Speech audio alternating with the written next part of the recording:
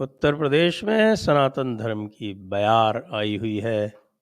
जय श्री राम के साथ बम बम भोले भी हो रहा है और जय श्री कृष्ण भी हो रहा है। और अब तो आज तो चित्रकूट में तो बहुत ही एक विलक्षण कार्य हो गया। तो आइए आज हम बात करते हैं कि इन सब कार्यक्रमों का क्या प्रभाव पड़ेगा सांस्कृतिक रूप से, राजनीतिक रूप से। ओंकार जी और धीरेन्द्र जी हमारे साथ हैं। आप फटाफट सब्सक्राइब कर लीजिए और सब्सक्राइब करने के साथ साथ आप डिस्क्रिप्शन पे जाके हमें सपोर्ट कर सकते हैं, फॉलो कर सकते हैं।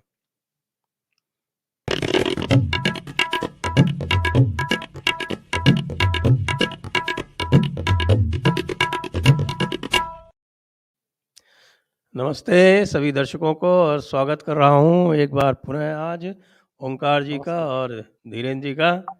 सर नमस्कार। तो आज आपने देखा होगा कि अयोध्या में सारे मुख्यमंत्री इकट्ठे होकर और सरयू जी की सूक्ष्म आरती कर रहे थे। परसों तो आपने देखा ही था कितना विशाल और विलक्षण कार्यक्रम हुआ था विश्वनाथ धाम का। कल ये भी समाचार आया कि योगी आदित्यनाथ संभवतः मथुरा से चुनाव लड़ेंगे। अब ये कितना विश्वसनीय है समाचार ये मैं नहीं जानता। और आज चित्रकूट से ओंकार भरदी जो प्रसिद्ध संत हैं श्री राम भद्राचार्य जी, उनके यहाँ चित्रकूट में एक हिंदू एकता महाकुंभ आरंभ हुआ है, जिसमें मोहन भागवत जी ने सबको शपथ दिलाई कि वहाँ जितने करीब 1100 आचार्य इकट्ठे हुए हैं, सभी लोग मिलके हिंदू समाज के संगठन, ध्यान से सुने, संगठन, संवर्धन और संरक्षण के लिए कार्य करेंगे और साथ में घर वापसी भी कराएंगे। इसकी भी उन्होंने वहाँ सभी उपस्थित जनों को शपथ दिलाई।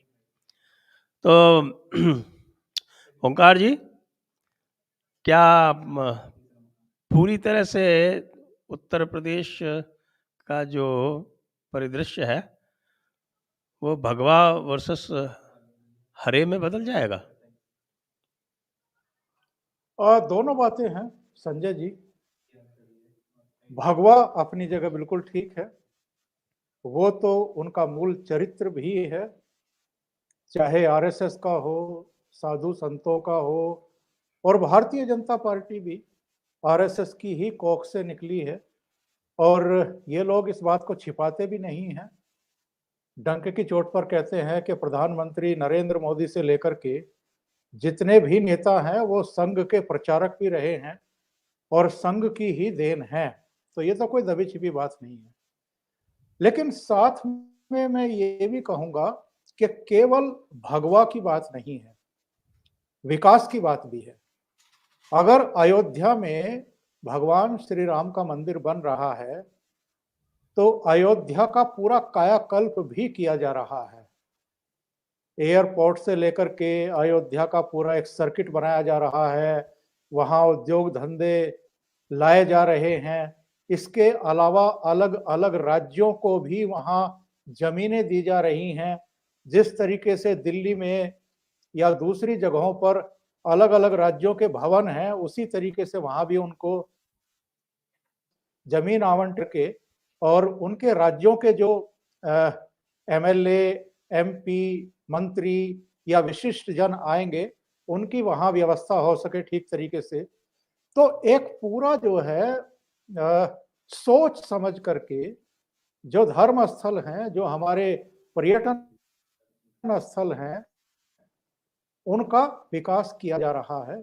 और उस विकास के साथ साथ जो उनका गौरव होना चाहिए था, जो उनका सम्मान होना चाहिए था, जिस तरीके से अतीत में तमाम सरकारों ने उसकी उपेक्षा की है, बल्कि मैं तो इसमें भारतीय जनता पार्टी की सरकारों को भी लेना चाहूंगा, क्योंकि ऐसा नहीं है कि उत्तर प्रदेश में इससे पहले भारतीय जनता पार्टी की सरकारें नहीं रही हैं, लेकिन उन्होंने शायद उस दिशा में 91 की जो घटना, 92 की जो घटना है 6 दिसंबर की, उसमें एक योगदान तो दिया, पर अदालतों में मामले लंबित होने की वजह से, सुनवाई लंबी खिंचने की वजह से उस दिशा में तेजी से वो प्रयास कर नहीं पाए।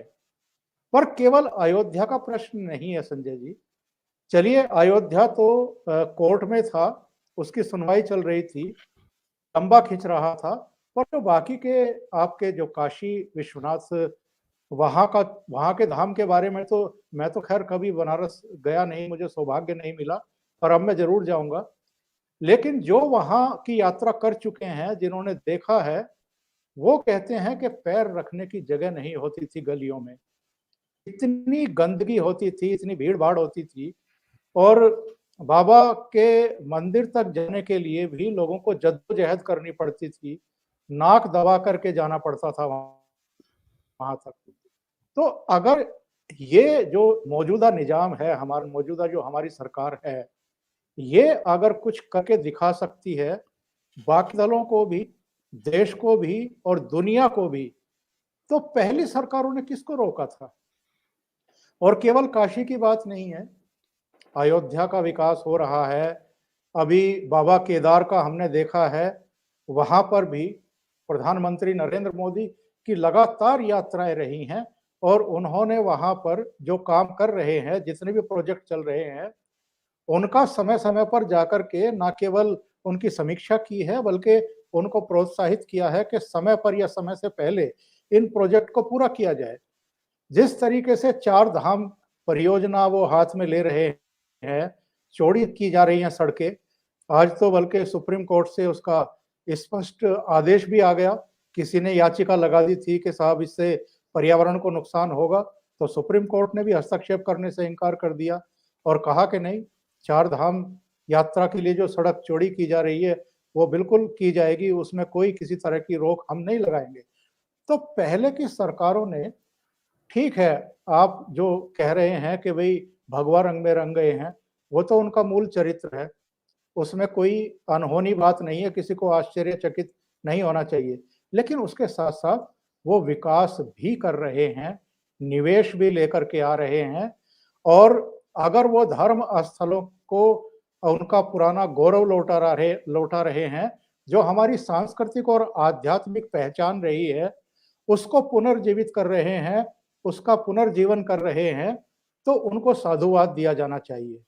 हाँ, जो इसको राजनीतिक चश्मे से देखने के आदी हैं, जिन्होंने कभी किया नहीं ये, और जो शायद मन ही मन ये सोचते हैं कि हम शायद वोट बैंक की परस्ती में गलत ट्रैक पर चले गए, और जो बहुसंख्यक आबादी है, जो सनातन धर्म को मानने वाली आबादी है, उसकी उन्होंने जानबूझ करके अनदेखी की। बल्कि कई बार तो वो बयानबाजी पर उतर आते हैं। जैसे अभी कुछ लोग जो हैं, वो कोई प्रधानमंत्री को राक्षस बता रहा है, कोई कुछ बता रहा है।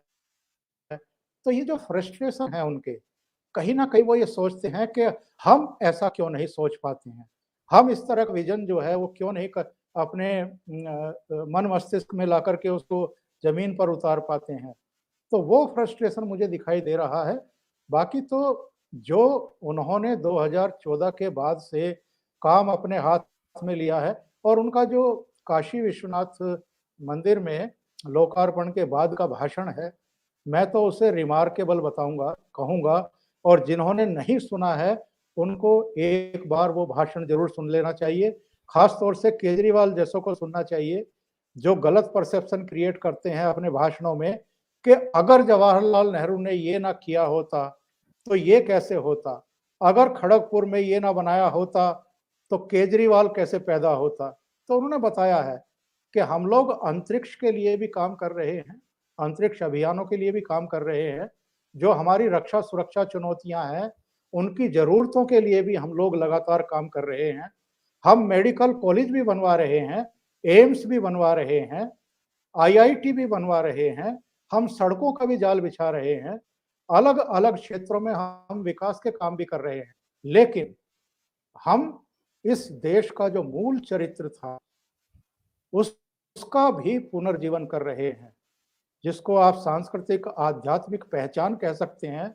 हम उन जड़ों की तरफ भी लौट रहे हैं, उनको भी गौरव और सम्मान प्रदान करने के लिए कृत संकल्प। किरण जी, अ, आप तो अभी-अभी काशी से लौट के आए हैं, तो आपने विश्वनाथ धाम का पुराना स्वरूप भी देखा है और नया स्वरूप भी देखा है। मैंने पुराना स्वरूप तो देखा है, लेकिन अभी नया नहीं देख पाया हूँ। तो जो विश्वनाथ धाम का कायाकल्प हुआ है और जिस प्रकार से एक मैं कहूँगा कि एक वृहद कैनवस पर उसका चित्रण उकेरा गया है, प्रधानमंत्री मोदी और योगी जी द्वारा, विशेषकर जो परसों जो पूरा आयोजन हुआ है, एक वृहद आयोजन था। तो इसके प्रति कई सारे विरोध के स्वर भी उठ रहे हैं, और वो विरोध के स्वर जो हैं, वो तथाकथित सनातन परंपरा के लोगों से ही उठ रहे हैं। आप तो वहाँ जाकर आए हैं, आपको क्या लगता है? जवाब मैं वहीं से शुरू करता हूँ जहाँ सर ने छोड़ा है, ओंकार सर ने। मैं जब 2013-14 मतलब मैं 2007-6 से चूंकि जब संकट मोचन ब्लास्ट हुआ था, आपको याद होगा, उसके बाद उससे जी, जी। तमाम वो हुए, जब आईएम का बहुत बड़ा वहाँ गढ़ बन गया था, तो उस दौरान मैं कई बार गया। तो वो शहर, जो आप उस शहर में घूमते थे, शहर तो अलग है ही, उसमें कोई शक नहीं है। आपको लगता है कि हाँ, जैसे यहाँ से कोई परंपरा जो इस देश की आत्मा में है वो है, क्योंकि वो दुनिया का वैसे भी अलग शहर है। मतलब मैं उसको ये नहीं कहूंगा, बहुत सारी चीजें, लेकिन मरने के लिए कोई शहर बसा हो, ये पहला शहर है, क्योंकि वहां लोग मरने के लिए पहुंचे, क्योंकि मोक्ष के लिए, क्योंकि शहर बने इसलिए थे कि वो शहर जिएंगे, बनेंगे। ये शहर इसलिए था कि लोग मरने के लिए वहां पहुंचते थे। तो वो बाबा की नगरी थी, अलग ही नगरी है, उसके पास बहुत सारी कहानियां हैं। लेकिन वो शहर जब मैं गलियों में घुसता, उसमें देखता, गंदगी जैसे उस शहर के, मैं माफ करना कि उस शहर के अगर किसी लोगों को ये लगे कि गंदगी जैसे उनके सिमट गई, चिपट गई हो उनके साथ, इस तरह से लगता था। और लगता नहीं था। मैं जब गया, तो जब पहला मेरा इंटरेक्शन था बाबा विश्वनाथ के धाम से, तो मैं जब जाना चाह रहा था तो मैंने पूछा कि उनका रास्ता कहाँ से है।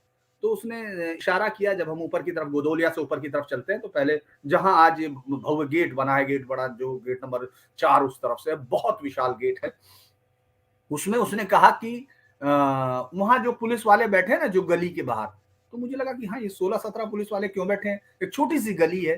कहने लगे उस वो बाबा के धाम तक जाने का रास्ता है। तो हमने कहा यार, ये तो बहुत ही खराब रास्ता होगा। खैर अंदर गए, फिर दूसरी गली दिखी, वहां भी पुलिस वाले बैठे दिखे। फिर वापस आगे गोदोलिया से जो विश्वनाथ गली है, जिससे हम दशाश्वमेध जाते हैं, जहां से सामने से जो मेन द्वार बना हुआ था एक छोटा सा, उसके सामने से वहां भी खड़े हुए, तो वहां अंदर गली के अंदर से घुस के जाना। तो मैं उस पूरे रास्ते को, जिसने इस पूरी जो सबसे पहले तो ये एक शहर है जिसको कहते हैं कि हम पूरी दुनिया का सबसे पुराना शहर है, और इसको कहते हैं जो बसा हुआ है लगातार, दमिश्क के बाद, दमिश्क के साथ साथ ये दुनिया का सबसे पुराना शहर काशी ही है। अब आप उस शहर में, उस शहर की पहचान को खोजते हैं, और वो पहचान आपको गलियों में मिलती है, उन गलियों में जिसमें आप कांवड़ के वक्त लंबा जाम, मैंने वो सब चीजें देखी, क्योंकि मैं उस दौरान लंबे समय से उसके बाद उस शहर में रहा। और 2014 में तो रोज, मतलब लगभग मुझे लगता है कि 1.5 महीना मैंने उनकी गलियां गलियां देखी, रातों रातों में जाके देखी। और उसके बाद फिर मैंने अब ये शहर देखा। एक तो छोटा सा स्कूल है वहां, बंगाली टोला, मैं सिर्फ कुछ चीजें आपको रेफरेंस के लिए बता रहा हूँ। बंगाली टोला, जब मैं उस स्कूल के अंदर गया, चूंकि मेरी आदत है, मैं सरकारी स्कूलों को देखता हूँ, हॉस्पिटल्स देखता हूँ कि आखिर उनका क्या है। वो बंगाली टोला स्कूल, अगर आप जाएंगे, तो मुझे लगता है हर हिंदुस्तानी को जाना चाहिए, क्योंकि उसके अंदर पूरा ना पानी था, ना कुछ था, टूटी हुई बेंचेस, सब चीजें अंदर में गया। तो मैंने ऐसे ही, चूंकि मैं तो स्थिति देखने गया था, लेकिन एक बोर्ड अंदर की तरफ लगा हुआ था, बाहर की तरफ नहीं। आप अंदर जब चले जाएंगे, बाथरूम के पास सामने एक दीवार थी, उस पर लिखा हुआ था कि महान क्रांतिकारी काकोरी केस में जिनको सजाए मौत और आजीवन कारावास हुई, जो इस स्कूल के शिक्षक थे और इस स्कूल के स्टूडेंट थे। वो दुनिया के सबसे खूबसूरत स्कूलों में से एक होगा, जिसने आजादी की लड़ाई में अपने टीचर्स और स्टूडेंट सबका खून एक आंदोलन में दिया होगा, एक एक वारदात में। उसको कोई पूछने वाला नहीं था, बाबा का कोई पूछने वाला नहीं था। चेत सिंह घाट, चूंकि आप जब पुराने समय गए होंगे, तो आपको याद होगा, जब आपने 80 से अपना सफर शुरू किया होगा दशाश्वमेध के, तो चेत सिंह घाट से, जिसको हम लोग इतिहास के अलग अलग पन्नों में जोड़ते हैं, ऐसे आपको ऐसे बंद करना पड़ता था नाक, तब आप वहां से जाते थे। दिव्य निपटान के लिए वहां लोग जाते थे। अभी आप जाइए, 80 से शुरू कीजिए, और जब आप ललिता घाट की तरफ जाते हैं तो मैंने नहीं सोचा था, पता नहीं जाने किसने सोचा होगा, तो आप ये हैरान हो जाएंगे कि वो वहां से ये कभी मुझे लगता है 1726 जब हम लोगों की माँ अहिल्याबाई, मैं उनको बोलता हूँ क्योंकि मुझे लगता है कि उनके लिए इसके अलावा कोई शब्द नहीं हो सकता।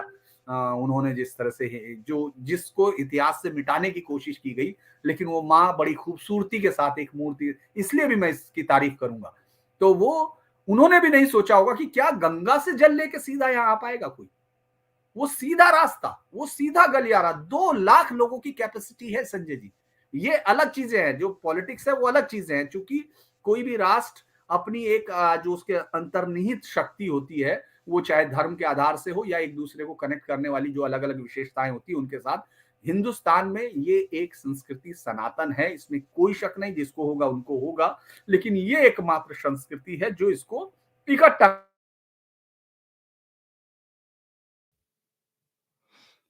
बदल के मुझे रखती लगता है है। धीरेन्द्र जी का कनेक्शन, हाँ हाँ, आपका आखिरी वाक्य जो है वो मिस हो गया।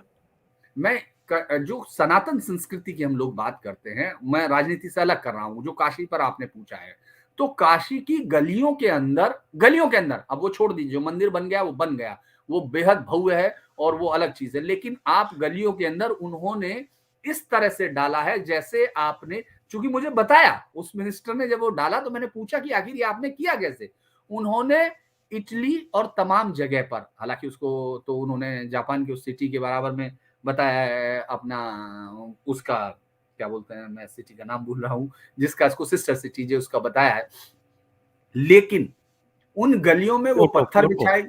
हाँ हाँ, तो जो गलियों में पत्थर बिछाए गए हैं जैसे वैसे, ताकि वो लाइट पड़ने से चमकते हैं, यानी गलियां ही उसकी जिंदगी है, तो गलियों को जिंदा रखने के लिए जो लाइटिंग है, उनके शेड्स बनवाए गए अलग से, यानी उस शहर को, मैं तो बल्कि हंसता हूं, आपसे भी बात कर रहा था और ओंकार सर से भी, कि अब जो भी कोई प्रधानमंत्री नरेंद्र मोदी के बाद उस शहर का प्रतिनिधित्व करेगा, वो बहुत ही गालियां खाएगा, नाराजगी झेलेगा, क्योंकि इतना विकास कोई एक शहर का कर सकता है, ये बात सोची नहीं जा सकती है। और काशी जितने विरोधी हों, मतलब हमको किसी की राजनीतिक विचारधारा के साथ उनको क्या है वो अलग हो सकता है, लेकिन किसी के पास ये कहने को नहीं है कि वो रिंग रोड किस तरह का है, वो किस तरह का सेंटर बनाया जा रहा है, जिसके ऊपर से आप शहर देखेंगे, वहां बैलून से एयर बैलून है, वो खूबसूरत शहर जिसमें माँ गंगा जो है उर्ध्ववाहिनी होती है, उत्तरामुखी होती है, उत्तराभिवाहिनी होती है, यानी पूरी तरह से उस शहर को उस जैसा बनाते हुए एकदम नया उदाहरण पेश किया है। और ये भी कहा है कि एक प्रधानमंत्री होते हुए सांसद भी होता है, और सांस्कृतिक पुनर्जागरण जो इस तरह से किया जा रहा है उसका भी वाहक होता है, जो 70 साल से हम कहीं खो रहे थे। मुझे ऐसा लगता है उस शहर को देखकर। जी। अब चलते हैं मथुरा की ओर। समाचार ये आया कल कि योगी आदित्यनाथ मथुरा से चुनाव लड़ सकते हैं। इसे आप कैसे देखेंगे ओंकार जी?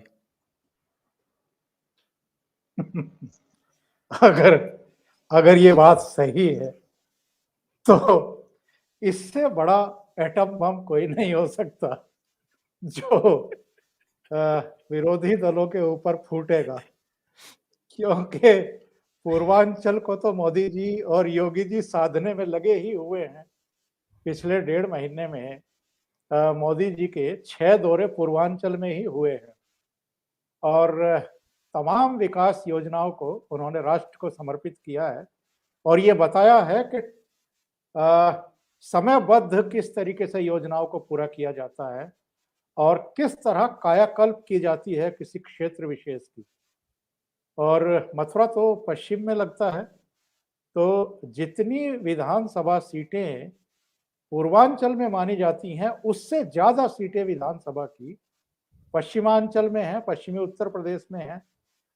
और हम जानते हैं कि 2014, 2019 लोकसभा की बात करें तो दोनों बार जो आरएलडी के थे अपने जयंत जो 2014 में हारे, 2019 में वहां से हेमा मालिनी को ले आया गया तो वो जीत गई। लेकिन जब ये वहां शिफ्ट हुए बागपत में तो बागपत में भी हारे और अजीत सिंह 2014 में बागपत में हारे, बागपत से फिर बेटे के लिए शिफ्ट हो गए मुजफ्फरनगर, वहां भी हारे। तो वेस्ट यूपी में अगर योगी आदित्यनाथ मथुरा से लड़ते हैं तो ये लगभग वैसी ही घटना होगी जैसा 2014 में नरेंद्र मोदी ने काशी से लड़ने का फैसला किया। उस समय शायद लोगों को एहसास नहीं था कि ये केवल काशी की सीट नहीं लड़ रहे हैं, बल्कि पूरे पूर्वांचल की बहुत सारी सीटों पर इसका आपको प्रभाव देखने को मिलेगा। और लास्ट के 2 दिन में 2014 में प्रधानमंत्री ने जो रोड शो किए थे वहां पर, वो तो सबके मानस पटल पर हमेशा के लिए अंकित हो गए थे। तो अगर योगी आदित्यनाथ मथुरा आते हैं तो आप समझ सकते हैं कि उसका इम्पैक्ट कितना बड़ा हो सकता है, कितना प्रभावकारी हो सकता है। तो अभी तो राक्षस और पता नहीं क्या क्या कह रहे हैं, अखिलेश यादव का तो मुझे लगता है कि फ्यूज ही उड़ गया है। रोजाना कुछ ना कुछ नए शब्द लेकर के आते हैं वो, और कुछ कुछ ऐसी बातें कह जाते हैं, हैरानी होती देख करके। मुख्यमंत्री रहे हैं 5 साल, इन लोगों का जो राजनीतिक तजुर्बा है वो मुझे कई बार लगता है कि बस इन्होंने राज किया है क्योंकि पिताजी ने सीट इनको दे दी थी। बाकी जो इस कद के यानी जो मुख्यमंत्री रहे हों, उनको मन से, वचन से, कर्म से, वाणी से जिस तरह का व्यवहार करना चाहिए, जिस तरह का आचरण करना चाहिए, वो कई बार कोसों दूर दिखाई देता है। तो मथुरा वाली खबर अगर सच होती है संजय जी, तो निश्चित रूप से इन लोगों के लिए एक और बड़ा झटका होगा ये।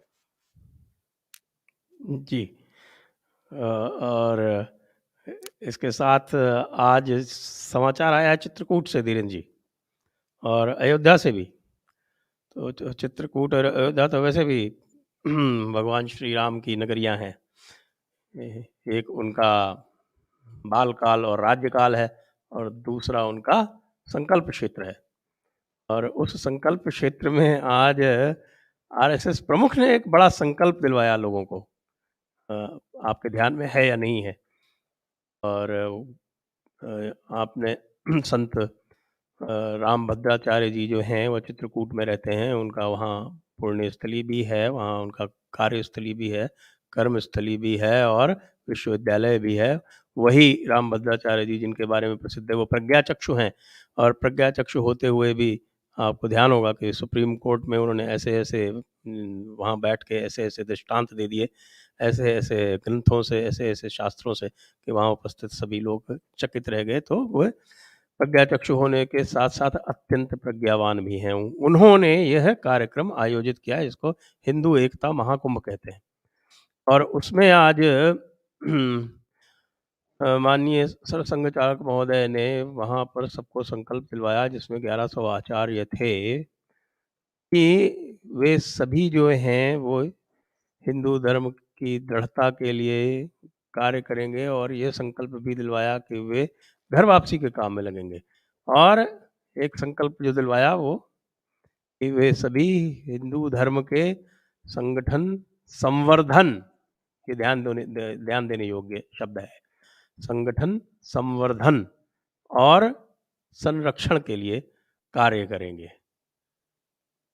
तो इसको आप कैसे देखते हैं? क्योंकि आरएसएस की बातों में बड़ा कन्फ्यूजन रहा है पिछले कुछ समय तक, और जिसके कारणवश जयपुर डायलॉग्स ने भी आरएसएस की और स्वयं सरसंघ चालक जी की बड़ी आलोचनाएं की हैं। तो ये कैसे देखेंगे आप इसको उस परिप्रेक्ष्य में? जिस तरह से ये पिछले कुछ समय से आरएसएस की जो सेकुलराइजेशन हो रही थी, मैं शब्द को तोड़ रहा हूँ, बना रहा हूँ, जिस तरह से मतलब जो उनको एक उन्होंने जब ये बना था, सपना देखा था, जिसके साथ साथ उससे कहीं दूर जाता हुआ दिख रहा था। इसीलिए सिर्फ जयपुर डायलॉग ने नहीं, बाकायदा तमाम लोगों ने, आप लोगों ने लीड शुरू की थी। मतलब मैं ये कह सकता हूँ जो नेशनल चैनल ने शायद उसको नहीं किया, क्योंकि बहुत सारे तमाम अखबार या चैनल्स का एक अलग रुख होता है चीजों को लेकर, वो बीच का मिडिल पाथ उसमें, चाहे चूंकि लेफ्ट ओरिएंटेड उनका बहुत प्रेशर सारी चीजों का है, आप लोग उनको डिफाई करते हुए आपने सही चीजों को रखा कि किस तरह से संघ प्रमुख इस तरह के बयान दे रहे हैं जिसमें सबका डीएनए एक होना भी होता है। तो फिर वो अब फिर उसको कोर्स करेक्शन के तौर पर देखना चाहिए, इलेक्शंस के तौर पर देखना चाहिए, या फिर वाकई कोई एक नया जो उनका पुराना रास्ता था जिसके लिए उनको जाना जाता था और वो ये कहा करते थे व्यक्ति महत्वपूर्ण नहीं होता है, ये लगातार उनका एक नारा होता था। उन्होंने इसमें संगठन भी कहा है, संवर्धन भी कहा है और संरक्षण भी कहा है। उन्होंने बाकायदा शपथ दिलाई है, उन्होंने शपथ दिलवाई है कि किस तरह से मैं हिंदू भाइयों की रक्षा करूंगा, उनको वहां रखेंगे और अगर चले गए हैं तो वापस आएंगे। इसमें बहुत सारी चीजें आपको देखनी पड़ेंगी संजय जी। मुझे ये लगता है कि इस वक्त हम लोग कई सारी चीजें एक साथ देख रहे हैं। आप अगर प्रधानमंत्री मोदी का काशी से लेके अयोध्या तक और अयोध्या तक उनके तमाम मुख्यमंत्रियों के पत्नी सहित सपरिवार उनके दर्शन की बात की जा रही है, तो ये बीजेपी की सिर्फ एक चुनाव जीतने की प्लानिंग नहीं हो सकती। ये सिर्फ यहां तक कि ये सिर्फ उत्तर प्रदेश के 2022 के एक राज्य की चुनाव की जीत का फार्मूला नहीं हो सकता। ये आगे आने वाले टाइम की एक राजनीति है जिसकी कश्मकश से इस वक्त यूपी गुजर रहा है, क्योंकि एक तरफ जातियों का समीकरण है, जातियों के साथ मुस्लिम को, जिसको मतलब उसमें कोई सेकुलरिज्म कभी आड़े नहीं आती जब वो सीधे तौर पर कहते हैं कि मुसलमान एक तरफ वोट कर रहा है, लेकिन जैसे हिंदू वोट करता है तो वो सेकुलरिज्म खत्म हो जाता है। ये सारा कंफ्यूजन क्रिएट हो रहा है इस वक्त, और ऐसे समय में मुझे लगता है कि शायद संघ को ये मैंने फिर कहा कि ये फिर पता नहीं कोर्स करेक्शन है, इलेक्शन है, या फिर इनका सिलेक्शन है नया मैं इसको नहीं कहूंगा, लेकिन प्रधानमंत्री मोदी ने एक लीड की है। अभी तक हम सुनते थे कि संघ लीड करता है और ये सब करता है, उन्होंने तमाम मुख्यमंत्रियों को, आप सोचिए जितने वहां मुख्यमंत्री आए थे, चाहे हेमंता बिस्व शर्मा था, विप्लव थे, ये तमाम लोग जिनको नॉर्दर्न इंडिया के लोग इतना कम जानते हैं, आपने देखा होगा कॉमन आदमी बहुत कम जानता है, लेकिन प्रधानमंत्री मोदी उनको सहपरिवार बुला रहे हैं और उसको वहां दर्शन करा रहे हैं और वो सब लोग घूम रहे हैं। आप देखेंगे सबको सारे चैनलों पे उनकी बाइट है, सब चीजों पे। तो ये एक आने वाले समय की राजनीति की तरफ बीजेपी के मैं बीजेपी को खुद नहीं कह रहा हूं, क्योंकि बीजेपी को हम लोगों ने देखा किस तरह से वो फिर बाद में एक्ट करती है। प्रधानमंत्री मोदी मैं कहूंगा, मैं इसको दो हिस्सों में बांटता हूँ। प्रधानमंत्री मोदी जो लेड करते हैं, जिसमें एक नए सारथी के तौर पर इस चुनाव में सारथी उसके तौर पर हैं साथ में आपके योगी आदित्यनाथ, उनके साथ ही ये पूरी लड़ाई जातीयता, क्षेत्रीयता और उसके जवाब में प्रधानमंत्री मोदी ने अपनी एक नई राजनीति शुरू की है, जिसमें उन्होंने कहा है कि हमको जातिवाद से अलग ऊपर उठ के और क्षेत्रवाद से ऊपर उठ के जो सांस्कृतिक पुनर्जागरण है, जो इस देश की देशाटन और तीर्थाटन जो परंपरा जिससे ये देश निर्मित हुआ है, चाहे वो कोई भी हो। मुझे नहीं मालूम कि हमसे पहले मतलब आज से 100 साल या 200 साल पहले कितने लोग केरल जाते थे, नॉर्दर्न इंडिया से कितने लोग केरल जाते होंगे, या केरल से कितने लोग आते होंगे, लेकिन इन लोगों को आज से 1000 साल पहले, लगभग 700-800 कुछ का समय उनका है, यानी 9वीं सदी और 7वीं सदी को हम लोग, 8वीं सदी और 9वीं सदी का मैं भगवान आदि गुरु शंकराचार्य की उस ट्रेवलर को देखता हूं, तो वो एक राष्ट्र को जोड़ने की प्रक्रिया थी और राष्ट्र के सामने खड़े। आज अगर एक प्रधानमंत्री के तौर पर मैं देखता हूं, मैं उनकी तारीफ नहीं कर रहा हूं, मैं फिर कह रहा हूं, मैं बहुत ही प्रैक्टिकल चीज से उनकी पॉलिटिक्स देखने की कोशिश कर रहा हूं। वो पॉलिटिक्स जातिवाद और क्षेत्रवाद के खिलाफ एक बड़ी लड़ाई की तरफ संकेत देती है कि ये जो राजनीति है, जो प्रधानमंत्री मोदी की उनकी एक सोच है, उसका मतलब है कि हमको इसको तोड़ना होगा। और एक सांस्कृतिक राष्ट्रवाद की जब आप बात करते हैं तो सनातन उसमें अंतर्निहित है, आप बिल्कुल सेग्रीगेट नहीं कर सकते। मैं इन्वेडर्स को नहीं जोड़ता हूं इसमें, क्योंकि जो सनातन है वो क्लियर है। और अब वही प्रेशर है कि संघ को ये कहना पड़ रहा है, भगवान श्री राम के नाम से उनको लेना पड़ रहा है, क्योंकि देखिए साफ दिख रहा है, आप पीएफआई को घेरते हुए दिखते हैं, पीएफआई आपके यहाँ थानों को घेर रही है, और आप कह रहे हैं कि एंटी सीए के लिए, जिसमें कोई मतलब नहीं है, कोई मेंशनिंग नहीं है, वो उन जगह पर है, प्रोसिक्यूटेड है जो रिलीजियस बेसिस पे, उसमें कोई मुस्लिम के वर्ड नहीं है, लेकिन उसको इस्तेमाल किया जा रहा है। उसके साथ साथ अगर आपने पिछले 2 हफ्ते का सिर्फ देखा होगा कि कितनी सर्चेज, कितने ज्यादा ऐसे मामले जो ईसाई मिशनरियां कर रही हैं यहाँ, पूरे कंप्लीट कन्वर्जन वो करा रही हैं झूठ और धोखे की मदद से, चाहे वो आंध्रा हो चाहे पंजाब हो, सब जगह। ऐसे में आपके सामने एक राजनीति अब आगे बचती है कि आप या तो कास्ट की तरफ बढ़े या, और यूपी के इस चुनाव में ये टेस्ट होगा। मैं आपको फिर कह रहा हूं संजय जी, ये चुनाव सिर्फ इसलिए इंपॉर्टेंट नहीं है कि ये चुनाव इसलिए भी इंपॉर्टेंट है कि क्या जातिवाद का एक जो बेल है, जो राजनीति की, जो हिंदुस्तान की राजनीति को बेसिक मुद्दों पर बहस करने से रोकती रही, वो भले इतने राक्षस या तमाम जैसे शब्दों का इस्तेमाल करें, वो अच्छे से जानते हैं कि मुझे जाट वोट चाहिए इसलिए मैंने आरएलडी को जोड़ा है, मुझे नूनिया वोट चाहिए तो मैंने वहां चौहान को जोड़ा है, मुझे राम अचल राजभर, मुझे ओम प्रकाश राजभर, मुझे तमाम जो चौहान है वो वहां चाहिए, तभी मैं इसको जीत पाऊंगा। तो ये जातियों का गठबंधन है, इसमें कोई वैचारिक साम्यता कभी नहीं होती। मैं ये नहीं कह रहा कि दूसरी पार्टी नहीं करती या बीजेपी नहीं करती, वो भी करती है, लेकिन जातीय राजनीति का सामना एक नई किस्म की राजनीति से होते हुए हम देख रहे हैं, क्योंकि मैंने कभी नहीं देखा कि इस तरह से इतने मुख्यमंत्री और उप मुख्यमंत्री और तमाम अध्यक्ष के तौर पर उनको बुलाया गया और उनके दर्शन कराने का सिर्फ ये एक कोई उनके लिए पिकनिक नहीं आयोजित की गई थी, ना उनके लिए कोई ये कहा गया था कि नहीं इनको स्पेशल वो दे रहे होंगे, क्योंकि प्रधानमंत्री मोदी का एक आइडिया जरूर रहता है कि वो जो सोच रहे हैं उसको एग्जीक्यूट करने में पीछे नहीं हटते, और इन मुख्यमंत्रियों का आना ये बताता है कि ये आगे बीजेपी की आप रणनीति देखेंगे, मतलब पूरी राजनीति देखेंगे और संघ को उसके साथ चलना पड़ेगा। ये प्रेशर है क्योंकि जनता का बैकलैश था, खासतौर से जो बीजेपी के हार्डकोर समर्थक थे, जो बीजेपी के डाई हार्ड या इस देश के लिए जिनका मतलब है, वो लोगों ने उस डीएनए वाले बयान को इस तरह देखा था, जिस तरह मुझे लगता है कि संघ को शायद कुछ, मैं तो यही शब्द इस्तेमाल कर सकता हूं कि शायद सद्बुद्धि उनको आई होगी कि वो ये देख सकें कि उनका काम इस राजनीति से अलग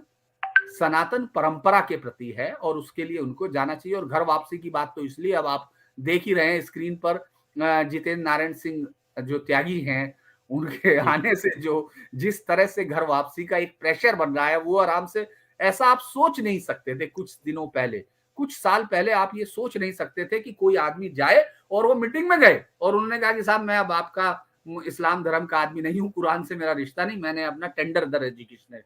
मतलब पहले लोग छिप के भाग जाते थे, वो दिखते नहीं थे, अब वो आराम से जा रहे हैं और कह रहे ये लीजिए, मैंने आपका जो, हमारे यहाँ तो एक मजाक होता है, लीजिए संभालो अपनी कंठी माला, हम चले। तो उन्होंने उस तरह किया। तो मुझे लगता है संघ को शायद ये बात दिख रही है कि जिसको वो इनविंसिबल समझे थे या इस देश की बेसिक उसके खिलाफ, वो बजाय उसके कि उसको स्टेब्लिश करने के लिए जो लड़ाई हो वो लड़े, उन्होंने एक मैं ये कहूंगा कि जो क्या शब्द इस्तेमाल करना चाहिए कि उन्होंने एक जो कहते हैं सीधा सा रास्ता, सुविधाजनक, हाँ सुविधाजनक जो रास्ता चुना था ना, सुविधा थी कि हाँ ठीक है आज हम इनको कह देंगे हाँ साहब वो एक थे। जैसे आप, मैं फिर कहूंगा जैसे इस्लामिक मंच है, उसका पता नहीं आइडिया क्या होगा जो इस्लामिक मंच है जिसको कहते हैं, लेकिन वो कई जगह कुरान और हदीस उनसे अलग उसकी व्याख्या करने में लगे रहते हैं, वो उसको बेचारे आधुनिक बनाने में, मॉडर्न बनाने में, जो कि ये गलत वो है। तो मुझे लगता है कि शायद जिनकी कोई नहीं सुनता। मैं तो जी मेरी तो बात हुई थी आरिफ मोहम्मद खान साहब से, तो मैंने उनको पूछा था साहब आप बात बहुत अच्छी करते हो और आपके जो फॉलोअर्स हैं उसमें हिंदू ही ज़्यादा हैं, लेकिन आप जो है वो तकलीद का क्या करेंगे? क्योंकि इस्लाम में ये सिद्धांत होता है तकलीद, जिसका मतलब ये है कि उलमा के अतिरिक्त और किसी को अपनी अकल का इस्तेमाल करना वर्जित है। अकल का इस्तेमाल करेंगे तो दोज़ख में जाएंगे। तो मैं कहा उसका क्या करेंगे आप? तो इज़ ए ग्रेट मैन। तो उन्होंने तुरंत स्वीकार कर लिया कि आपने असली चीज़ पकड़ ली है। तो मैं ओंकार जी से पूछता हूँ कि ये जो ये एक जिसका सांस्कृतिक राष्ट्रवाद का प्रतीक माने जो एक बात कही अभी धीरेन्द्र जी ने कि देशाटन और तीर्थाटन की जो हमारी परंपरा है वो यदि दोबारा विकसित हो जाती है तो उसका बड़ा प्रभाव पड़ेगा। मुझे एक याद आता है, धर्मपाल जी बड़े गांधीवादी थे, बड़े चिंतक थे। उनकी एक पुस्तक है द ब्यूटीफुल ट्री। उन्होंने एक संस्मरण लिखा है। उन्होंने कहा कि 1960 के आसपास जब मैं लगभग 38 वर्ष का था, तब मैं यात्रा कर रहा था, ग्वालियर में ट्रेन में चढ़ा था मैं और दिल्ली जा रही थी ट्रेन, और उसमें मैं कुछ लोगों से मिला।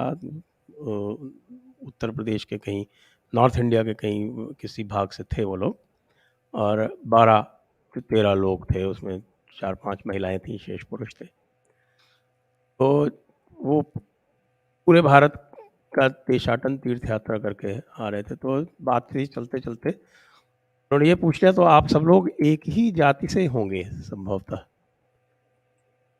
तो उन्होंने उसका बिल्कुल नहीं, हम सब अलग अलग जाति से हैं। और उन्होंने एक बात कही, वो ये दिखाती है कि हम अपनी परंपरा से कितनी दूर आ गए हैं, और अंग्रेज़ों ने किस तरह से हमारा ब्रेन वॉश कर दिया है। उन्होंने जो बात कही वो आज भी हमारी संस्कृति में नीचे तक व्याप्त है, लेकिन हम लोग शहरों में बैठे हुए उसको भूल गए हैं, और हम अब जिस तरह से वेस्ट ने हमको सिखाया, उसी लेंस से हम हर चीज़ को जातियों में अलग-अलग करके देखते हैं। उन्होंने कहा, और ये बात जो है हमारे दर्शक भी सुन लें, ये हमारी सनातन परंपरा है। उन्होंने कहा कि यात्रा में और तीर्थ यात्रा में कोई जाति नहीं होती। यात्रा में और तीर्थ यात्रा में कोई जाति नहीं होती। यह है हमारी असली परंपरा, जिसके ऊपर 1861 से लगातार हमारे ऊपर एक कास्ट नाम से जातिवाद थोपा गया है, और जिसको हमने एक तरह से अंगीकार भी कर लिया है। तो यह जो एक, मुझे लगता है कि ये जो नवाचार कह लें इसको, या इसको पुनर्जागरण कर लें, पुनरुत्थान कर लें, जिसमें अयोध्या, काशी, मथुरा, चित्रकूट, इसमें गोरखपुर को भी हम जोड़ सकते हैं, क्योंकि गोरखपुर में भी विकास कार्य और जो गोरखनाथ मठ है उसके प्रति जो आकर्षण है वो लगातार बढ़ा है। तो ये यात्राएं और तीर्थ यात्राएं जो हैं, ये निश्चित रूप से ये पुनर्जागरण की बात हो रही है, इसको एक बढ़ावा दे सकती हैं। आप कैसे सोचते हैं इसको? देखिए, देशाटन जो है, इससे कितना फायदा होता है। एक तो आप कूप मंडूक बन करके नहीं रहते हैं, आपको भाषाओं को सीखने का भी अवसर मिलता है। जिन क्षेत्रों में आप जाते हैं, जिन राज्यों में आप जाते हैं, वहाँ का खान-पान, वहाँ का पहनावा, वहाँ की बोलियाँ, वहाँ का पानी, वहाँ का त्योहार, वहाँ के तीज त्योहार, और जो वहाँ की परंपराएं हैं, समृद्धशाली संस्कृति है, उसके दर्शन होते हैं। इसके अलावा आप धर्म स्थल देखते हैं, अलग-अलग क्षेत्रों के पर्यटन स्थल देखते हैं, आप इतिहास के साक्षी बनते हैं। अगर आप उदयपुर जाएंगे तो वहाँ राणाओं की जो परंपरा है वो आप देखेंगे। अलग-अलग क्षेत्रों में आप कहीं भी जाएंगे तो आपको अपने इतिहास के दर्शन होंगे, आपकी एक जिज्ञासा जो है वो पैदा होगी, आप वहाँ के बारे में और ज़्यादा जानकारी लेने की कोशिश करेंगे। इसके अलावा जो है महल हैं, किले हैं, हमारी समृद्धशाली जो है सभ्यता है, उसके दर्शन आप कर पाएँगे। और मैं तो कई बार देखता हूँ, मैं जब राजस्थान की यात्रा पर गया था, तो मैंने वहाँ विदेशी सैलानियों को बहुत बड़ी संख्या में देखा, और वो लोग बाकायदा डॉक्यूमेंटेशन करते हैं, उनके पास कुछ पुस्तकें भी होती हैं, वो देखते हैं, फिर अपने डेस्टिनेशन तय करते हैं, वहाँ जाकर के फोटोग्राफी, वीडियोग्राफी, नोटिंग करते हैं बाकायदा। और ये वो लोग हैं, उनमें से बहुत सारे लोग ऐसे हैं जो जाकर के फिर उनको पुस्तक के रूप में तैयार करते हैं, और उनसे जाहिर है उनकी अच्छी खासी कमाई भी होती है। तो अगर देशाटन को बढ़ावा दिया जाए, तो इससे ना केवल जो हमारी गौरवशाली संस्कृति है, जो सभ्यता है, उसको उसके मतलब उन्नयन के लिए हमें अवसर मिलेंगे। अगर सरकारें इस तरह की जागरूक होंगी, जैसी मोदी सरकार है इस समय, जो जिसका शुरू में मैंने उल्लेख भी किया था, 4 धाम के लिए वो काम कर रहे हैं। अलग-अलग जो हमारी पीठें हैं, उनके विकास के लिए काम कर रहे हैं। जो हमारी सांस्कृतिक आध्यात्मिक केंद्र रहे हैं, उनको विकसित कर रहे हैं, और उनको केवल केवल उस परिसर को विकसित नहीं कर रहे हैं। अगर बनारस की बात अभी धीरेन्द्र जी बता रहे थे कि पहले के बनारस में और आज के बनारस में जमीन आसमान का फर्क दिखाई दे रहा है। और जब शुरू में कहा गया था मोदी के द्वारा कि क्या हम 100 ऐसे शहर विकसित नहीं कर सकते जो अत्याधुनिक हों, आधुनिक सुविधाओं से युक्त हों, तो आप जरा उस समय का अंदाज मतलब याद करिए किस तरह उनका मजाक बनाया गया था। क्योंकि हमारी मानसिकता गुलामी वाली है, क्योंकि हमने कंधे ढीले छोड़ रखे हैं, क्योंकि हमको ऐसा लगता है कि कोई भी परिवर्तन इस देश में संभव नहीं है। तो अगर एक कोई ऐसा नेता आ जाता है जिसके सिर पर परिवर्तन का जुनून सवार है, तो उसको आसानी से स्वीकार करने को तैयार नहीं है ये लोग जो उसी मानसिकता में रच बस गए हैं। दूसरे,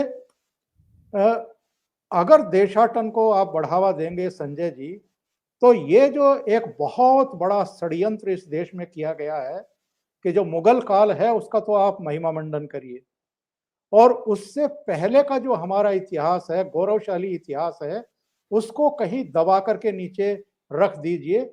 उसके बारे में आप किसी को अवगत ही ना होने दें। वो पाठ्यक्रम में भी उस तरीके से नहीं आएगा जैसे आप। अच्छा, हम अगर मोटे तौर पर ही एक बात करें, हमें बाबर के पिता का भी पता होगा, बाबर के बेटे का भी पता होगा, लेकिन महाराणा प्रताप के वंश के बारे में, उनके पिता के बारे में, उनकी संतानों के बारे में हमें पता नहीं होगा। तो ऐसे मतलब अनेक जो है दृष्टांत आपको इतिहास में भी देखने को मिल जाएंगे, पाठ्यक्रमों में भी देखने को मिल जाएंगे, जो एक षड्यंत्र रचा गया है ठीक तरीके से। मैं जो अभी 12 मुख्यमंत्रियों और 6 उप मुख्यमंत्रियों का चर्चा कर रहे थे धीरेन्द्र जी, उसमें कुछ चीजें जोड़ना चाहता हूं, आपकी इजाजत हो तो। जी जी बिल्कुल। देखिए, मोदी जी बहुत सुनियोजित तरीके से देश को जोड़ने का काम कर रहे हैं। वो अगर केदारपुरी में आदि शंकराचार्य की भव्य प्रतिमा का अनावरण करते हैं, तो आप जरा अंदाजा लगाइए कि आदि शंकराचार्य कहां से आते हैं। केरल से आते हैं। वो अगर यहाँ काशी विश्वनाथ मंदिर परिसर में अहिल्याबाई होलकर की प्रतिमा की स्थापना करते हैं, तो अहिल्याबाई होलकर कहां से आती हैं? महाराष्ट्र से आती हैं, इंदौर से आती हैं। वो अगर महाराणा प्रताप की प्रशस्ति करते हैं कि उस समय जब इस मंदिर को ध्वस्त किया गया आक्रांताओं के द्वारा, तो महाराणा प्रताप ने इस पर सोने का एक मुकुट इस मंदिर के ऊपर पहनाया था, 24 मन वजन का पहनाया था। तो वो पंजाब को, केरल को, इंदौर को, महाराष्ट्र को, सबको एक साथ जोड़ने का काम करते हैं। और जो लोग उनकी आलोचना कर रहे हैं वो शायद या तो इस जो मोदी कर रहे हैं उससे अनभिज्ञ हैं, या जानबूझ करके जो है इन चीजों को हाईलाइट नहीं होने दे रहे हैं, जो राष्ट्र हित में नहीं है। राष्ट्र हित में ये है कि मोदी जी अगर महाराणा प्रताप का सम्मान कर रहे हैं, अहिल्याबाई होलकर का सम्मान कर रहे हैं, वो अगर केरल में जन्म लेने वाले आदि शंकराचार्य को महिमा मंडित करते हैं और उनका सम्मान कर रहे हैं, तो ये देश को जोड़ने वाली उनकी एक कोशिश है। इन चीजों को इस दृष्टि से देखा जाना चाहिए। ये आज भारत की आवश्यकता भी है, जरूरत है, क्योंकि जिस तरह की राजनीति, विकृत राजनीति इस देश में की जा रही है, ऐसे में अगर नरेंद्र मोदी इस तरह के संकेतात्मक ही सही, लेकिन अगर वो इस तरह के उदाहरण पेश कर रहे हैं, तो मैं तो उनको सैल्यूट करता। जी तो इससे पहले कि हम जी जी जी उन्होंने बात की, और मैं इसलिए, हालांकि आज हम लोगों की स्ट्रीम इस पे नहीं है, लेकिन फिर भी थोड़ा सा मैं बता दूं कि इतिहास को किस तरह आप तक पहुंचाया गया। आपने बहुत सारा उसके आक्रमणों के बारे में सुना कि किस तरह से आक्रमण हुए, लेकिन आप जानते हैं एक को फिर छोड़ दिया गया, एक को यहाँ भी छोड़ दिया गया। और ये इसलिए छोड़ दिया गया क्योंकि अभी भी हमारे पॉलिटिशियंस, खासतौर से संघ जैसे लोग जो हमारी दिशा के लिए, उनकी भी इतनी हिम्मत नहीं होती कि इतिहास को सही से स्वीकार कर ले। ये किताब मुझे अच्छे से याद है कि आपको जरूर मालूम है कि ये डॉक्टर मोती चंद्र की इस किताब को काफी ऑथेंटिक माना जाता है बनारस में। ये भी बेचारे बचते रहे, इन्होंने लिखा कि शायद बहुत अत्याचार हुआ, ये हुआ, लेकिन उन्होंने क्लियर नहीं लिखा। लेकिन एक चीज जो रह गई थी मैं उसको जोड़ देता हूँ। अभी तक आपने तमाम अटैक के बारे में सुना, कैसे हुआ, खिलजियों का क्या हुआ, वो क्या हुआ, कुतुबुद्दीन ऐबक का क्या हुआ, अभी मुक्तेश्वर तोड़ दिया गया, फिर इल्तुतमिश के समय पर विश्वेश्वर मंदिर गिरा, अलग अलग समय। लेकिन आपके महान अकबर, उनका क्या रोल था, ये शायद बहुत कम लोगों ने गौर नहीं किया होगा। इसमें थोड़ा सा मैं पढ़ रहा था तो मुझे लगा कि साहब इस पर भी बात करनी चाहिए कि 1565 में अकबर के बनारस आने पर वहां जो है शांति स्थापित हुई, परंतु शांति स्थायी न रही। अकबर के लौटते ही खान जमा ने विद्रोह कर दिया और शीघ्र ही पूरी प्रदेश से बाहर निकाल किया गया। 1567 में मार डाला गया उसे। बादशाह अकबर सब बनारस गए और वहां के बासिंदों की बगावत की वजह से उन्होंने पूरा शहर लूट लेने की आज्ञा दे दी। ये महान बनारस में इस अकबर के काम का कोई उल्लेख आपकी किताबों ने नहीं किया। यहां तक कि वो भी चूक गए, क्योंकि लूटने का मतलब क्या था, वो कहां से लूटा जाना था, क्योंकि इस्लाम में इस्लामिक से तो आप लूटेंगे नहीं। तो आपने जो लूट की है वो उन तमाम से दोबारा की। और ये अकबर का है, इलियट की बुक से रेफरेंस है, मतलब विदाउट रेफरेंस ये बुक नहीं है, ये इलियट की बुक से है। और मुझे लगता है ये जरूर बता देना, मुझे अच्छा लगा, क्योंकि आपका अक्सर इतिहास पर बहुत ही जी हाँ, अकबर का तो बल्कि उल्टा उल्लेख इस प्रकार से होता है कि उस समय महाराजा टोडरमल ने पुनर्निर्माण करवाया था। जी, वो बाद में आता है।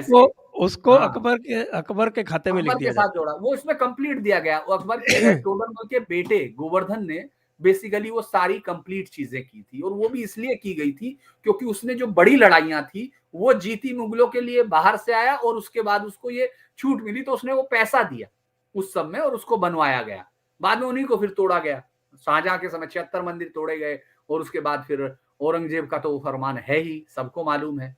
तो अकबर को इस दौरान जो है भुलाकर एक सफेद गाय की तरह जो पेश किया जाता है, वो चित्तौड़ के दाग को एकमात्र बताया जाता है कि साहब नहीं, उसके कैरियर पे बस वही दाग है, जैसे उसका कैरियर सीईओ बनने तक का रहा हो गूगल के। तो मतलब एक बहुत ही खराब जी हाँ, तो अब हम चलते हैं प्रश्नों की ओर। तो मैं अनुरोध करता हूँ सभी दर्शकों से कि वे इस वीडियो को शेयर करें, लाइक करें, और आप डिस्क्रिप्शन में जाके हमें सपोर्ट कर सकते हैं, फॉलो कर सकते हैं। Press the bell icon on YouTube and don't miss another update.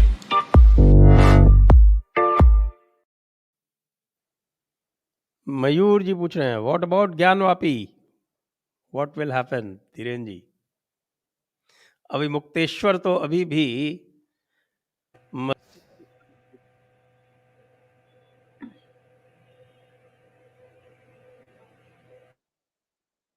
जी, धीरेन जी, मुझे लगता हाँ, धीरेन जी कट ऑफ हो गए।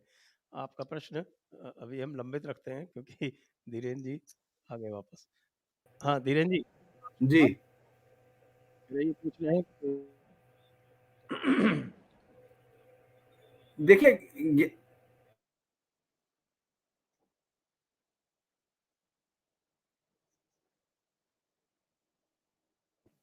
चलिए अगला प्रश्न ले लेते हैं, जब धीरेन जी आएंगे वापस तो उसको ले लेंगे।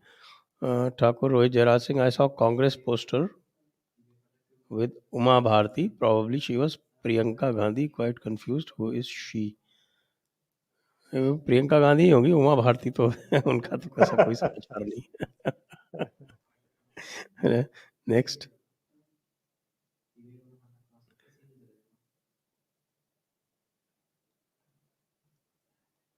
अगला प्रश्न, अनुभव दत्ता, टीपू एंड मीडिया, विनाश काले विपरीत बुद्धि। अच्छा, ये टीपू हमारे अखिलेश जी की बात हो रही है ओंकार जी। अखिलेश यादव पता नहीं किस तुनक में हैं, किस नशे में हैं और क्या साबित करना चाहते हैं। उनके बयान मेरे तो सिर के ऊपर से उतर रहे हैं पूरे तरीके से। अभी देखिए ना, केशव प्रसाद मौर्य के बारे में उन्होंने कितना भद्दा बयान दिया है। उन्होंने कहा है कि इनको डिप्टी सीएम किसने बनाया? इनको तो वापस वो कूड़ा साफ करने और नालियां साफ करने का काम दे देना चाहिए। मतलब इससे भद्दा, इससे गैर जिम्मेदारा मतलब बयान कोई हो नहीं सकता है। आप क्या कहना चाहते हैं? आप अगर मतलब एक कृषक बिरादरी से हैं और आप अगर अपने आप को सुपर समझ रहे हैं बाकी जातियों से, तो आप क्या, और भूतपूर्व मुख्यमंत्री, मतलब आप इस तरह के बयान किसी जाति से संबंध रखने वाले के बारे में कैसे दे सकते हैं? आपकी जाति के बारे में कोई इस तरह की टिप्पणी करने लगे तो आपको कैसा लगेगा? दूसरी बात यह है कि मतलब आप एक पॉलिटिकल पार्टी के खुद को राष्ट्रीय अध्यक्ष कहते हैं और हैं भी, तो आप किसी जाति विशेष से आने वाले किसी डिप्टी चीफ मिनिस्टर या चीफ मिनिस्टर के बारे में इस तरह की टिप्पणी करेंगे? मतलब हैरान कर देने वाली टिप्पणियां हैं।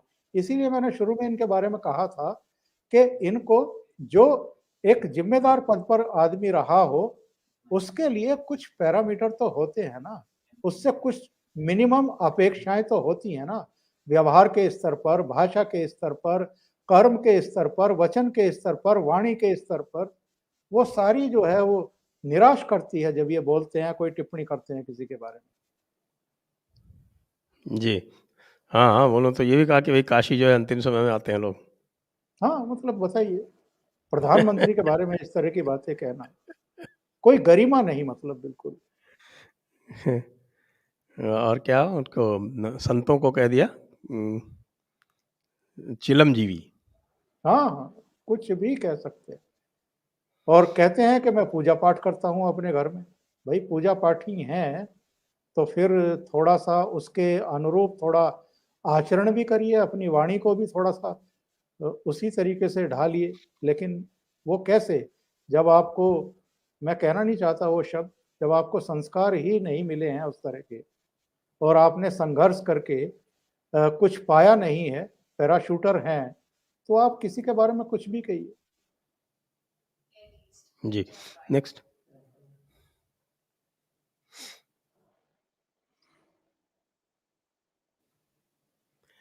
पापा फौज जी को धन्यवाद। Saurabh Srivastava, Keshav Maurya contest from Ayodhya and Yogi Mathura. ना केशव प्रसाद तो अपनी उसी सीट से लड़ेंगे, फूलपुर से। फूलपुर से मुझे नहीं लगता उनकी तो फूलपुर पक्की सीट है, और वहाँ उनके उसमें इलाहाबाद का यानी प्रयागराज का भी काफ़ी हिस्सा आ जाता है, और फूलपुर का जो उनका जो रूरल एरिया है वहाँ पे उनके जाति के मतों की बहुत आयत है, तो मुझे नहीं लगता वो फूलपुर छोड़ेंगे। प्रताप रामचंद्र, नमस्ते sir ji. Modi ji mentioned about Aurangzeb's fanaticism in his speech during Kashi inauguration. How much of a positive impact for BJP this may have during the UP elections from polarization perspective? देखिए ऐसा है जी, जुड़ गए हैं धीरेन्द्र जी। जी जी, धीरेन्द्र जी ही इसका जवाब दीजिए। Modi mentioned about Aurangzeb speech during Kashi inauguration. How much of the positive impact of it?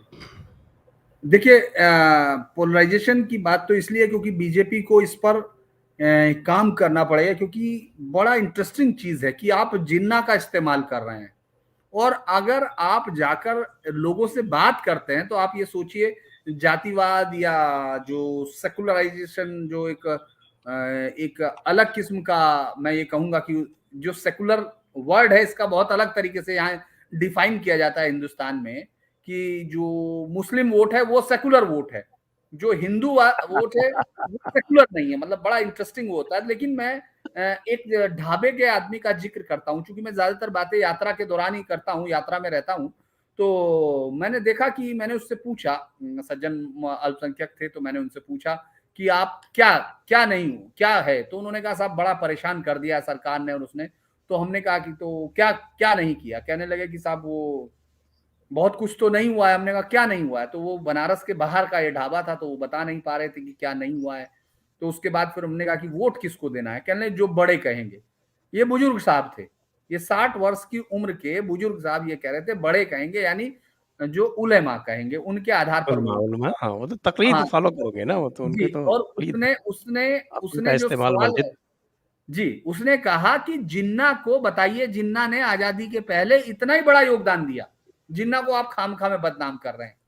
आप ये सोचिए कि आप अपनी वोट के लिए, कोई भी देश वोट के लिए कहां तक चला गया। ऐसे में अगर वो अब औरंगजेब उसमें तो बीजेपी वाले भी पीछे नहीं है ना। जी स्वयं प्रधानमंत्री ने एएमयू में जाके कह दिया कि यह एएमयू में भारतीय स्वतंत्रता का केंद्र बिंदु था, जो कि पाकिस्तान जिसको की स्वतंत्रता का केंद्र बिंदु था। जी, जबकि क्लियर कट में अगर अब अलीगढ़ मुस्लिम यूनिवर्सिटी कोई एक ऐसी यूनिवर्सिटी थी जिसको बंद किया जाना चाहिए। मैं बहुत ओपन, ये डायलॉग है, ये रहेंगे हमेशा, इसीलिए मैं इससे कभी नाट भी नहीं पाऊंगा। तो मैं क्लियर कट कहता हूं कि जिस यूनिवर्सिटी को बंद करना चाहिए था, वो यूनिवर्सिटी अलीगढ़ मुस्लिम यूनिवर्सिटी थी, जिसको तुरंत बंद नवाब इस्माइल को तो उसका वाइस चांसलर बना दिया था नेहरू जी ने तुरंत ही, जो नंबर 3 थे मुस्लिम लीग में। हाँ, और खलीकुज्जमा चले गए, नहीं तो उनको भी कुछ मिल जाता। चलिए अगला प्रश्न ले लेते हैं। एक प्रश्न और आपसे पूछा गया था ज्ञानवापी के बारे में कि भाई ज्ञानवापी का क्या होगा, तो वो मैं कह रहा था कि वो तो अविमुक्तेश्वर धाम है, उसको तो आपको मुक्त कराना ही पड़ेगा। आपका क्या विचार है धीरेन्द्र जी? मैं जैसे ही ज्ञानवापी का नाम लेता हूँ धीरेन्द्र जी की कनेक्शन जो है वो डाउन हो जाती है। कुछ तो इसमें रहस्य है। पीयूष उनियाल, बौद्धिक छत्रपों को मेरा प्रणाम। लगता है मोहन भागवत जी की स्वयं घर वापसी हो रही है, दबाव अच्छा है, अब ये द्विधा का दौर समाप्त होना चाहिए। ओंकार जी। ये तो संजय जी ही जवाब देंगे। तो मैं एक्चुअली इतने सारे कंफ्यूजिंग स्टेटमेंट आ रहे हैं। अब आरएसएस की ही अगर बात ले लें तो अभी आपका जो किसका ये बयान आया था, ये राहुल गांधी का हिंदुत्ववादी वाला, तो राजीव तुली हैं, ये आरएसएस के आधिकारिक प्रवक्ता हैं। तो इनका उसके ऊपर उनकी प्रतिक्रिया आती है और कहते हैं उसमें कि सारे भारतीय हिंदू हैं। तो उसका मैं उत्तर देता हूँ ट्वीट पे, उन्होंने ट्वीट में लिखा कि सारे भारतीय हिंदू हैं। तो मैंने कहा कि आपकी जो मूर्खता है वो बिल्कुल राहुल गांधी की मूर्खता के तुलना में बराबर थी दिख रही है इस समय।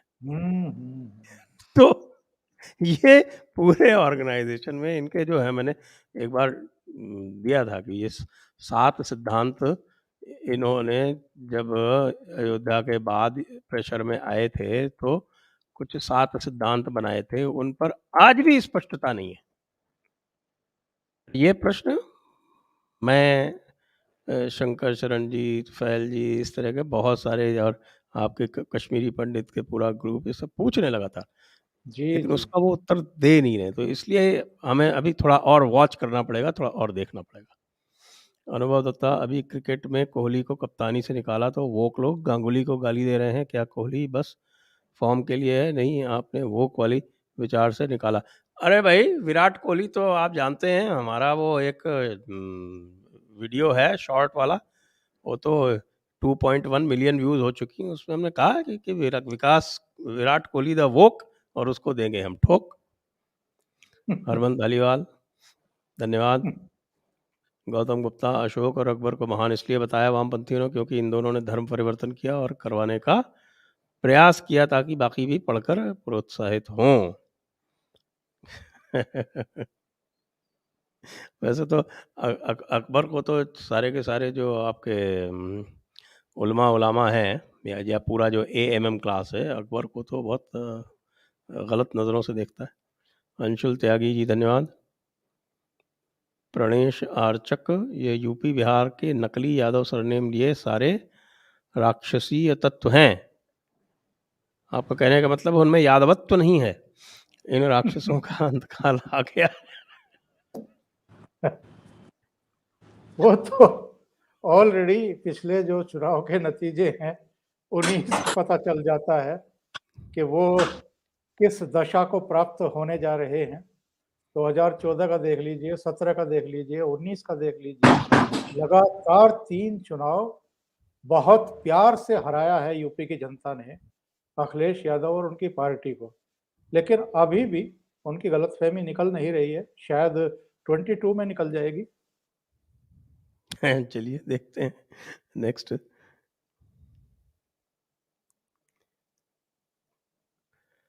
लखीमपुर कांड एसआईटी ने योजनाबद्ध साजिश बताया प्रभाव। मैं तो भाई ये अपनी तरह का पहला केस है जो एफआईआर दर्ज होने से पहले ही सुप्रीम कोर्ट हरकत में आ गई और वहां से लगातार डायरेक्शन मिल रहे हैं, ऐसे क्यों नहीं किया, ऐसे क्यों नहीं किया, ऐसे क्यों नहीं किया। मैं तो ये मानता हूँ कि पूरी की पूरी प्रक्रिया सुप्रीम कोर्ट के हस्तक्षेप के कारण दूषित हो चुकी है और सुप्रीम कोर्ट का रुख देखकर वो क्या चाहते हैं उस तरह से अनुसंधान करके उस तरह से नतीजे दिए जा रहे हैं। और मैं इसलिए कह सकता हूँ क्योंकि मैं पूरे प्रकरण को अच्छी तरह से अंदर से जानता हूँ। मेरा गांव वहां से मुश्किल से 40 किलोमीटर दूर है। किरण जी, आप सुन पा रहे हैं? जी जी, मेरी आवाज आ रही है? मेरी आवाज आ रही है? आपकी आवाज आ रही है। एक प्रश्न था जो हमने पास ओवर कर दिया था, वो ज्ञानवापी के बारे में पूछ रहे थे। इंटरनेट फिर इसका धोखा क्या दे होगा? जाएगा। कोशिश की, मैंने 2-3 जगह पर जाने की कोशिश की, लेकिन मैं कर नहीं पा रहा हूँ, मुझे लगता है। हाँ। और यही बेबसी सरकारों की भी है ज्ञानवापी को लेकर के, कुछ कर नहीं पा रही हैं। ज्ञानव्यापी को लेकर मैं इतना ही कहूंगा कि सरकार ने इस बार ये दिखा जरूर फिर बंद हो गया। उसको बता रहे हैं।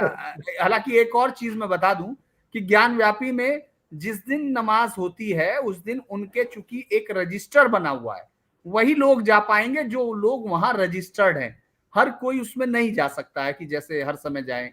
तो सरकार ने अपने तरीके से ये किया, लेकिन वो साफ दिखता है। वो दरअसल आपको ये याद भी दिलाता है, मैं ये भी कह सकता हूं कि वो आपको याद दिलाता है कि जब भी आप राष्ट्र की चेतना से भूलेंगे तब तब ऐसे ऐसे आक्रमणकारी, ऐसे ऐसे आताताई और जो आतंकियों को शर्मा सकते हैं। ये आतंकियों के बाप थे, क्योंकि उन्होंने लाखों कत्ल किए। और आज भी विश्वेश्वर मंदिर जो है, जो मेन शिवलिंग है, वो उस ज्ञानव्यापी मंदिर के ज्ञानव्यापी मस्जिद के बीच में है, जो आपको ये विश्वास दिलाता है कि आपको अभी भी बहुत जरूरत है इस देश में। इस देश को बदलाव की जरूरत है। आप मथुरा के उस 1968 के फैसले को देखें, जो अपने से अचानक एक समिति पैदा होती है और उनको दे देती है। उसी तरह से ज्ञानव्यापी को लेकर भी एक खाली ज्ञानव्यापी नहीं है, बिंदु माधव का धरारा और अभिमुक्तेश्वर, इतने सारे आपके वहां प्रतीक है, लेकिन वो प्रतीक आपकी आंखों में चुभता है। वो आपको दिखाता है कि आप अभी भी, आजादी के बाद भी आपके नेताओं की दृष्टि साफ नहीं थी, और जिसका नतीजा ये रहा कि आप गुलामी के, अपमान के, और मैं इससे अलग कर सकता हूं, हो सकता है कि हम लोगों में ये अपमान की बात से कि हम आजाद हो गए मान लें, लेकिन वो एक आतंक की सिलसिले की कड़ी है जो सामने दिखाती है कि ये इंसानियत का दुश्मन, जिसको पीर कहा गया, जिंदा पीर कहा गया, मतलब ये एक सोचने की बात है कि आपकी पूरी इतिहास को किस तरह साबित किया गया। वो ज्ञानव्यापी मस्जिद बार बार अगर आपकी आंख में नहीं चुभती है, तो मुझे लगता है कि फिर काफी चीजें अभी इस देश में होनी बाकी है। वो ज्ञानव्यापी मस्जिद आपके सामने जरूर रहनी चाहिए। मुझे लगता है तब तक रहनी चाहिए जब तक आप ये समझ ना ले कि राष्ट्र तमाम जाति, क्षेत्र और उन सब से बड़ा होता है। मुझे ये लगता है। जी, मुक्त तो करवाना ही पड़ेगा। वो तो भगवान शिव का निवास है, उसको तो मुक्त करवाना ही उसी के पड़ेगा। अंदर है, उसी के अंदर है, वो सबसे ज्यादा जरूरी है, क्योंकि भगवान नंदी इंतजार कर रहे हैं। बिल्कुल, नंदी देख रहे हैं उधर बैठे हुए, गर्भगृह की तरफ उनकी दृष्टि है।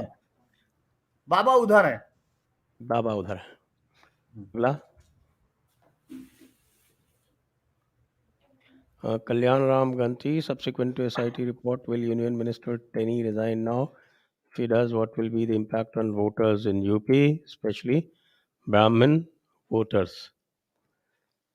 देखते हैं भाई, अभी तो स्पेकुलेशन है। अगर उनसे रिजाइन करवाया गया तो क्या इम्पैक्ट होगा, अभी इसको मैं असेस करूंगा। अभी तक तो ब्राह्मण वोट में कोई किसी तरह का बिखराव है नहीं।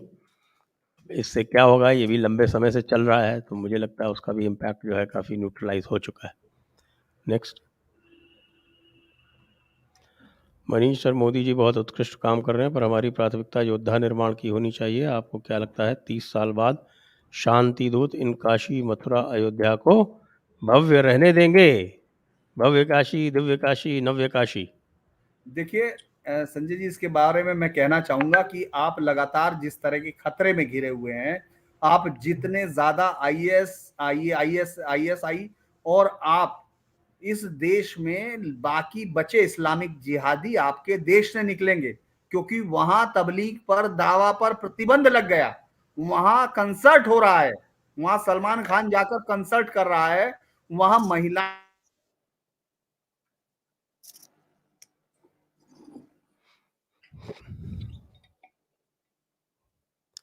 चलिए अगला प्रश्न ले लेते हैं।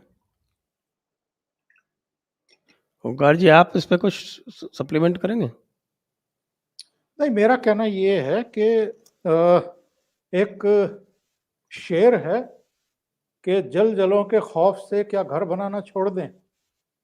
तो इस आशंका में कि 30 साल बाद क्या होगा, 40 साल 50 साल बाद क्या होगा, क्या हम अपने जो संस्कृति के केंद्र रहे हैं, अध्यात्म के केंद्र रहे हैं, उनके पुनरुद्धार का जो काम हो रहा है, उनको पुराना गौरव लौटाने का जो एक मुहिम शुरू की है प्रधानमंत्री ने, उसको हम बीच में कैसे छोड़ सकते हैं? ये तो शुरुआत है। अभी तो देश के बहुत सारे ऐसे सांस्कृतिक केंद्र हैं जिनको उनका सही सम्मान, वैभव, गौरव लौटाना है। तो और ये मत सोचिए कि जो इस समय केंद्र की सत्ता में है या राज्यों की सत्ता में है, वो कोई बहुत जल्दी जाने वाले हैं। और मैं ये बहुत दृढ़ विश्वास के साथ कह रहा हूँ, क्योंकि एक ऐसा जन जागरण शुरू हो चुका है देश में। लोगों में एक जो कहना चाहिए कि आत्मविश्वास पैदा हुआ है, एक एकजुटता की तरफ लोग बढ़ते हुए दिखाई दे रहे हैं। ये इसको और सुदृढ़ करने की जरूरत है। और मुझे तो लगता है कि ये केवल 3 दशक की बात नहीं है, 4 दशक की बात नहीं है। कई मामलों में हम डिफर करते हैं प्रशांत किशोर से, लेकिन कम से कम एक बयान पिछले दिनों उनका ऐसा आया है जिसमें उन्होंने ये कहा है कि भारतीय जनता पार्टी इस देश की राजनीति के केंद्र में रहने वाली है, कई दशक तक रहने वाली है। तो आप इसको अपने दिमाग में रख करके चलिए कि इतनी जल्दी ये जो पुनर्जागरण का एक सिलसिला शुरू हुआ है, ये इतनी जल्दी थमने वाला भी नहीं है। और जो आपकी आशंकाएं हैं 3 दशक बाद इनको इस रूप स्वरूप में रहने देंगे, नहीं रहने देंगे, ठीक है, उनकी आबादी बढ़ रही है, ठीक है, कई तरह के खतरे हैं, लेकिन अगर आप जागृत हो गए, आप अगर सजग हो गए, आप अगर खड़े हो गए, तो फिर ये आपका कुछ नहीं बिगाड़ पाएंगे और आपके जो आध्यात्मिक सांस्कृतिक केंद्र हैं उनको छू भी नहीं पाएंगे। बस एक बात मैं इसमें जरूर जोड़ूंगा कि ये खतरा हमारे यहाँ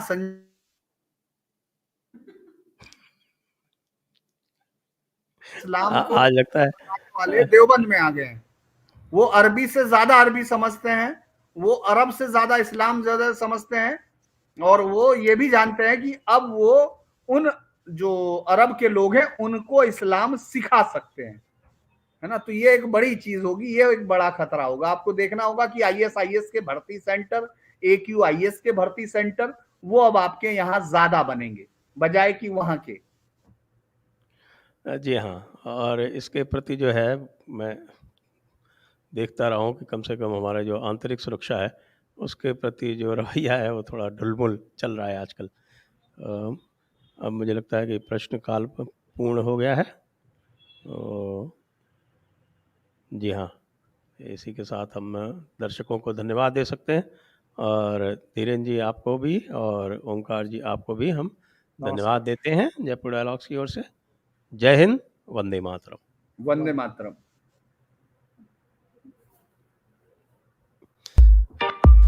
press the bell icon.